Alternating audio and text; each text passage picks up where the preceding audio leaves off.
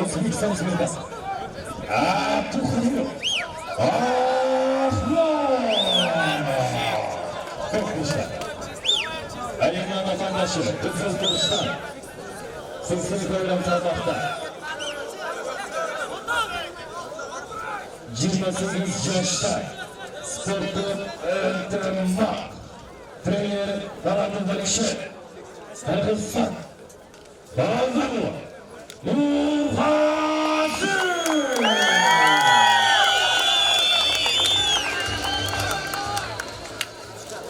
Müşkülü mutluluklar. Verici vücut şaşır.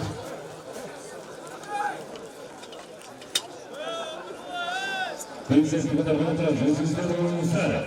Keşa.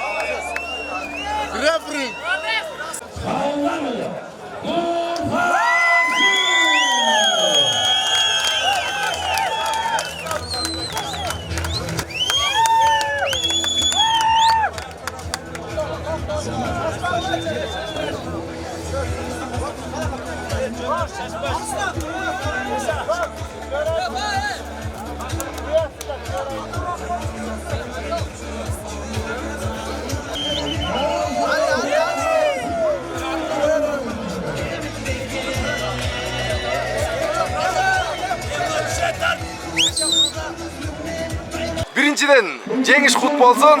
Кандай беттеш болду? Жакшы аябай. Өткөндө Алланын дуасы менен болуп барды. Şu Балдарган элине чоң рахмат. Колдоп кубаттап ушунчалык келип, ушунчалык дуаларын берип, элдин дуасы. Рахмат чоң, кыргыз элим, Балдарган элине. Allah razı olsun bardığına. Bu özüm elim aябай сүрдөндүм. Elim uyat kılıp koyboyun деп.